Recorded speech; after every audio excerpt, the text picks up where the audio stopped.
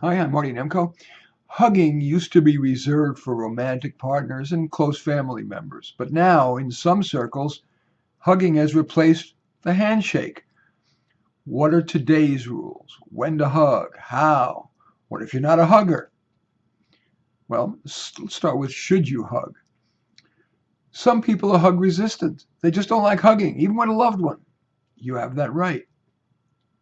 If someone's reaching out to you and you really rather not, sure, you could decide to not ruffle feathers and just give a quickie. Or you could pull back and or summon the courage to, in an apologetic, warm tone, say something like, I'm not much of a hugger. It is nothing personal.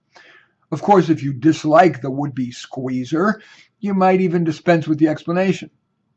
But now let's assume the other person is the initiator. He or she is coming at you ready to clasp. Smile as you put out your hand for a handshake. If the person doesn't get the message, you can add the aforementioned, I'm not much of a hugger. It's nothing personal. But now let's assume you're at least open to a hug. As you're saying hello or goodbye, does the person's face and body language suggest they'd be open to a hug? Or if you're neutral to the idea, does he or she seem to be expecting a hug, maybe even holding their arms out, and if you decline, they'd feel hurt? If so, it's probably time to put on your generous of spirit hat. A 2-second hug won't kill you. Any shorter than 2 seconds could be perceived as insecurity or dislike of the person. Now let's turn to how to hug. It's going to vary with the situation, of course. To say hello or goodbye with no other intent, like no sexual intent, you can signal that by confining the hug to the shoulder, no breast contact, no hip contact. And as you're hugging, tapping their upper back with your palm 2 or 3 times, and after 2 seconds, pulling away. If you're trying to share their joy or sadness, you can hold the hug another couple of seconds, maybe a total of 3 or 4 seconds. But if it's a woman and you're a guy, it's probably wise to avoid the breast and hips. To ensure you're not conveying sexual interest, as you're hugging, do tap the person's upper back a couple of times. Now, let's say you want to suggest sexual interest.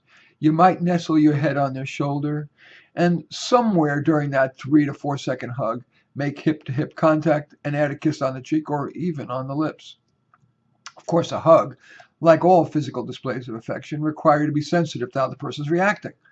If the person's pulling back, unless you're confident that's just a test of your ardor, or at least showing that they're thinking about it all, you should pull back. On the other hand, if the person's hug is getting more intimate, for example, the aforementioned hip contact, head nestle, and kiss, don't just viscerally give in or pull back. If you can retain control of yourself, actively decide what you feel is right. As I mentioned in the beginning, hugs, like all physical displays of affection, are partly or largely emotional, so this analytical approach may seem ill-suited. Yet, as with most things, we're often best as a blend of head and heart. Anyway, I'm Marty Nemko. Thank you for watching. Feel free to give us a thumbs up, or if needed, a thumbs down, comment, share on your social media, or subscribe to my channel. In any event, again, I'm Marty Nemko. Thanks for watching.